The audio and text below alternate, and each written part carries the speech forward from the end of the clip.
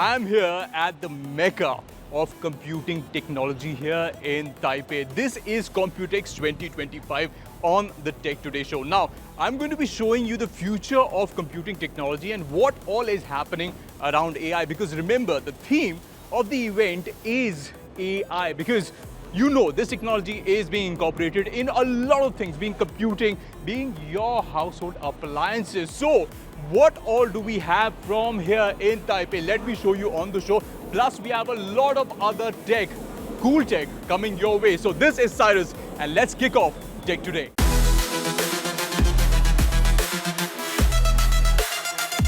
Before we get on with the show, let us first take a look at some of the top news of the week, because remember, there's a lot happening. There's a lot happening in AI, robotics, and gadgets, obviously. So let's first get done with what's really cooking in the news section.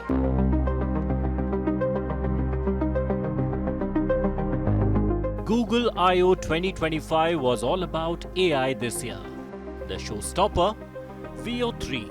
Google's new video generation tool that creates realistic clips from text prompts, complete with synced audio and natural motion. Check out this sample made using AI. It's absolutely amazing. In search, AI mode brings a smarter shopping experience, including virtual try-ons, visual browsing, and even auto checkout when prices drop. The company also demoed a Jarvis-like AI prototype called Astra that can control your phone and take actions for you. Google Meet now features live AI translation across multiple languages, breaking barriers in real-time collaboration.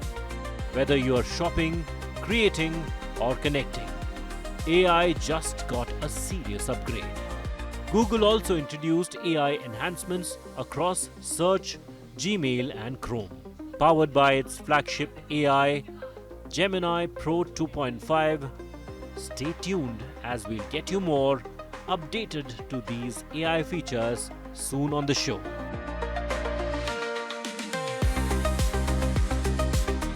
In a significant move, OpenAI is acquiring Johnny Ive's startup I/O for $6.5 billion. Ive, renowned for his Apple designs, joins forces with OpenAI CEO Sam Altman to develop a new line of AI-powered devices. Their first product is expected in 2026, aiming to redefine personal technology beyond the smartphone era. Altman believes this device will completely change the way we use AI. Could this be the AI phone we all have been waiting for? Tesla's Optimus robot is making headlines with its latest capabilities. A new video showcases Optimus performing household chores through simple voice commands, highlighting advancements in autonomous robotics. Elon Musk envisions Optimus as a transformative product in the realm of AI-powered home assistants. This also means that robots like these will become a part of our daily lives, taking care of the tasks we feel are either mundane or do stuff we are just too lazy to do ourselves.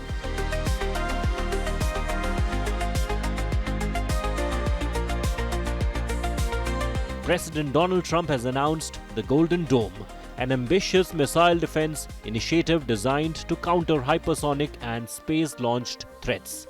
With an initial $25 billion funding and potential costs exceeding $542 billion, the system aims for deployment by 2029. A defense tech like this orbiting the Earth is indeed something out of a sci-fi movie.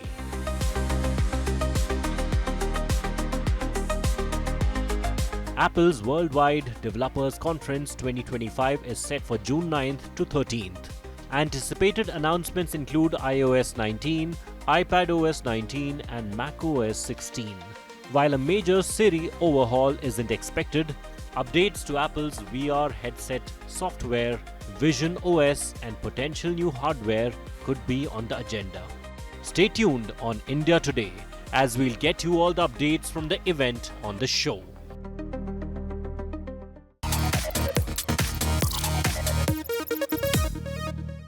So we'll shift our focus from Computex for a little while. Let me just talk to you about another important tech that is coming to India. Now, Imagine almost 600 million people in India do not have access to the internet while you are watching this show, maybe on your smart device or streaming it on your mobile phone. A lot of people do not know what Google is, but a company is about to change all of that. Now, Elon Musk's Starlink is coming to India, minus a couple of permissions that it requires. But what is this technology and how will it transform the way you consume internet?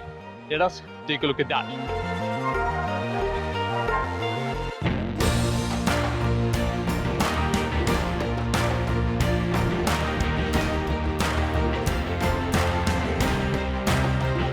Starlink, Elon Musk's ambitious project to provide satellite-based internet across the globe. With more than 8,000 satellites orbiting the Earth and plans of launching 34,000 in the future, Starlink is making the internet reach the remotest corners of the globe where traditional internet technologies are not possible. But before we talk about its launch and plans in India, let's first dive into the tech. Starlink uses a massive network of thousands of small satellites zipping around in low Earth orbit or LEO, just about 550 kilometers up.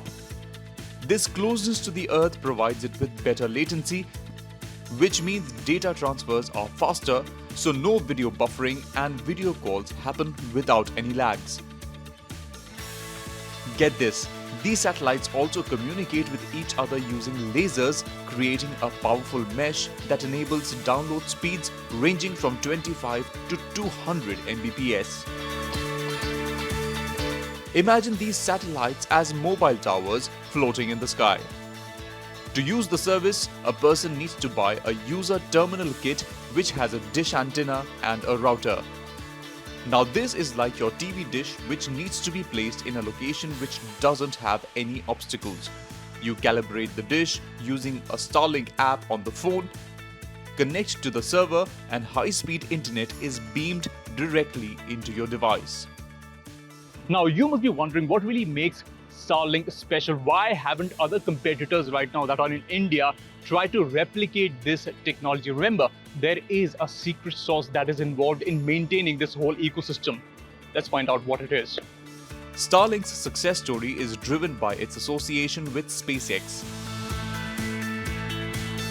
You see, Starlink satellites don't have a long lifespan and need to be replaced constantly. This is where SpaceX's reusable rockets come into play. Also, having the ability to send hundreds of satellites into space using these reusable rockets gives Starlink a competitive edge.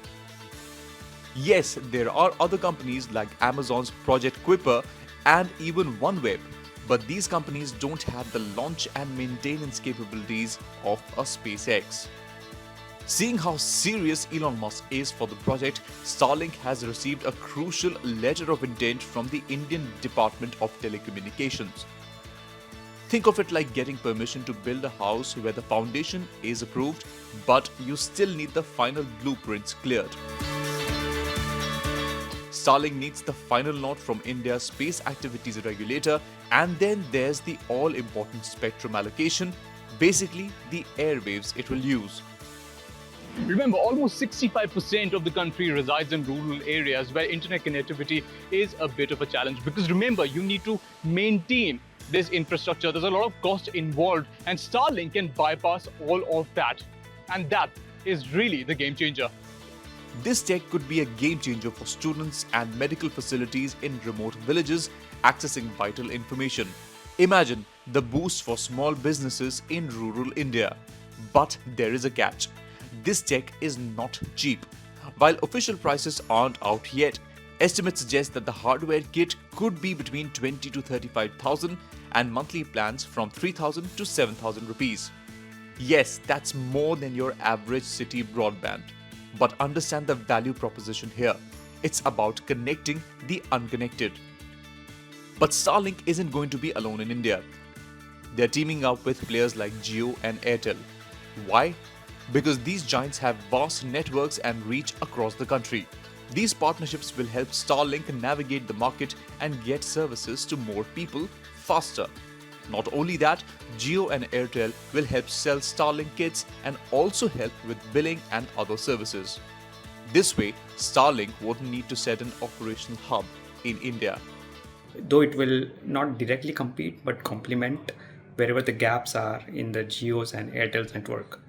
So it would be more of a complementary service, and Jio would obviously and Airtel would obviously earn more of a channel margin out of those subscriptions, and there'll be a revenue sharing agreement. At the same time, I would say the entry of Starlink and Amazon on the same front will drive a lot of innovation and competition for Jio and Airtel to also have their own services for satellite broadband, and eventually there will be 4 to 5 players competing for the same pie. So when is Starlink coming to India? After the initial nod, Starlink aims to be operational within 6 to 9 months. That means we could see services rolling out by 2026. Of course, that depends on those final approvals we talked about. There are also strict conditions Starlink has agreed to, like keeping Indian data within India and allowing for monitoring if needed. This way, our government is ensuring tech sovereignty, welcoming technology, but on India's terms.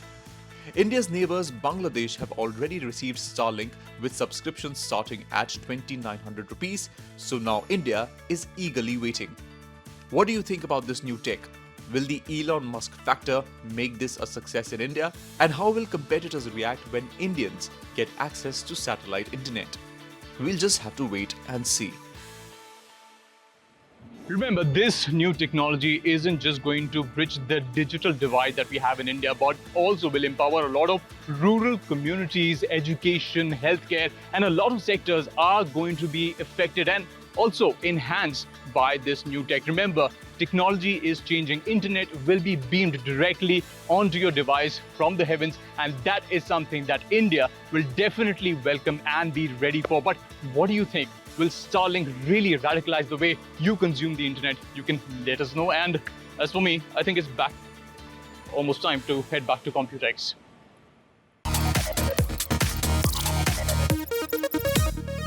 So when one talks about Computex, there is a lot of commercial hardware that's involved, because if you look around, there is PC hardware, artificial intelligence, a lot of complications are there. However, in terms of consumer technology, yes, there are companies like Asus and Acer who have launched updated portfolios and have included artificial intelligence into their lineup. So let me just show you around Computex what all has been launched and what you should be waiting for if these products come to India. And hang on, there's a lot of other interesting tech that's also there. So let's go.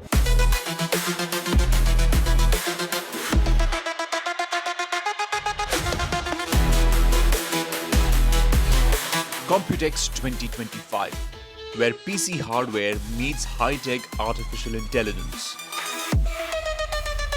The Tech Today team is in Taipei to cover the event, bringing you all of the latest tech and innovations from ground zero. At the event, you can expect high-end AI technologies wired efficiently into consumer hardware and even commercial devices. This is an annual event which showcases some of the top technologies which you will see in the months to come. Computex 2025 kicked off with a bang, and MediaTek wasted no time stealing the spotlight. MediaTek CEO Rick Sai took to the stage with a huge announcement. Their first ever 2nm chips are here, and they will be launching in September. These chips will make your devices smarter, more power efficient, and even run AI on the device without the internet. That's big. And just when you thought it couldn't get more dramatic, Nvidia's Jensen Huang walked in like it was the MCU crossover we didn't know we needed. The two giants are teaming up for a super chip that will power the next generation of smart cars. Think smarter infotainment, real-time AI navigation, and basically your car becoming your co-pilot.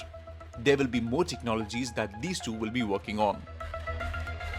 Okay, so when you talk about technology, especially in gaming, a refresh rate on a monitor is quintessential if you're wanting visual immersive experience. And right now, I have a monitor in front of me that has 610 Hz of refresh rate, which is absolutely crazy. And this is not the only crazy tech here at Computex. I can show you some more, but let me just get back to gaming. This is just excellent. Now, while I was getting blown away by this 610Hz beast from Asus, and no, your eyes aren't lagging, that's 610Hz, Asus had more in store. The company launched the ROG Zephyrus G14 and G16 slim gaming laptops with AMD Ryzen AI chips and mini LED displays. These aren't just gaming machines, they are creator-ready with ultra-fast refresh rates, crystal clear color accuracy and AI-assisted performance tuning. Basically, they're built to game hard and work harder, and while staying impressively thin and light. As for mobile gamers, the ROG Phone 9 Pro was showcased with Snapdragon 8 Gen 4 shoulder triggers and cooling. If you're a mobile gamer, this phone would be the king of the hill. Asus also revealed the Zenfone 12 Ultra, a pocket-sized flagship for photography nerds. Leica branding, AI scene detection and the kind of camera tricks that might just make your DSLR feel insecure. It's unfortunate that the Zenfone series doesn't sell in India anymore. Over at the Acer booth, it was all about AI and accessories. The Swift X14 and H14 laptops brought high-end displays and AI-enhanced workflows in sleek form factors. But what really caught everyone's eye, or should we say finger, was the Acer Smart Ring. It lets you control presentations or your playlist with a flick. It's like having a magic wand on your fingers minus the Hogwarts admission. And speaking of magic, the AI Transbird earbuds offer real-time translations in over 50 languages. It's like having a pocket translator in your ear without the judgmental tone of your French teacher. I am not in a Call of Duty mobile game. This is actual gear that I am wearing, which by the way has some advanced technologies right here. So let me first take this off. This is an advanced infrared plus night vision goggles that you usually get to see in video games. I know a lot of people get inspired by such technologies, but I am here at Computex giving you a first look at what this tech looks like. Because imagine if you are in combat, the technological advantage, all this gear helps you, gives you that tactical advantage. So let me just give you a glimpse of how tech is enabling defense and making it better. Let's go. And just when I thought I had seen everything, I found myself in what looked like a military sci-fi movie set. Thunder Fortress wasn't just showing off its tactical wearables, they brought out next-generation thermal scopes with AI-assisted targeting and real-time threat detection. These scopes can identify heat signatures, track moving objects, and even mark targets in low visibility conditions. It's the kind of tech you would expect in a Tom Clancy or a Call of Duty game, except it's very, very real. Meanwhile, MSI took the portable power game seriously. The MSI Claw 8 AI is a handheld gaming console with AI smarts for smoother gameplay and battery management. Perfect for when your commute turns into a boss fight. Also for creators and professionals, the Summit A16 and Venture Pro 16 AI laptops offer performance and AI features like smart transcription, privacy guards, and live meeting summaries. It's the kind of laptop that makes Excel spreadsheets look cool. Now let's talk about MediaTek AI because their booth was buzzing, quite literally, thanks to the demo cars and gadgets. The Dimensity 9400 chip was the front and center, showing off how on-device AI is no longer just a spec sheet flex. Think local LLMs, image editing without the cloud, and AI tasks running faster than you can say lag-free. Their new cockpit auto platform took things further with face recognition, voice commands, and seamless device sync. This tech was demoed on a large instrument panel which transforms your driving experience. Besides navigating different options, you can also watch movies on the console. Basically, your car's dashboard just got smarter than most college students during the final exams.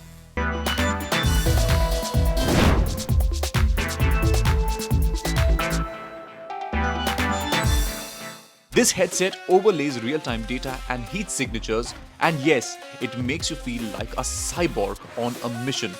Great for industrial inspections and even military use.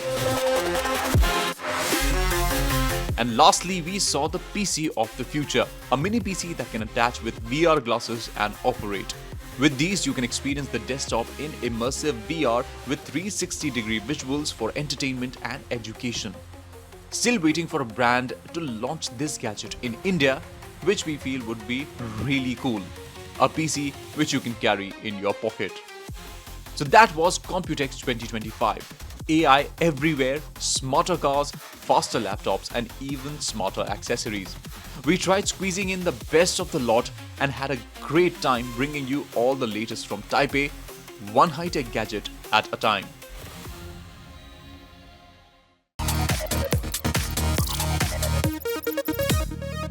It's time for a fresh segment with Sana. I remember whenever we talk with Sana, it's always a breath of fresh air. So Sana, we have a question, and a lot of confusion happens when people are trying to use AI. Which AI is the best for them? So Sana, can you give us an idea? Should it be ChatGPT or maybe Gemini or maybe even Grok? What do you suggest? Honestly, it depends on what you need.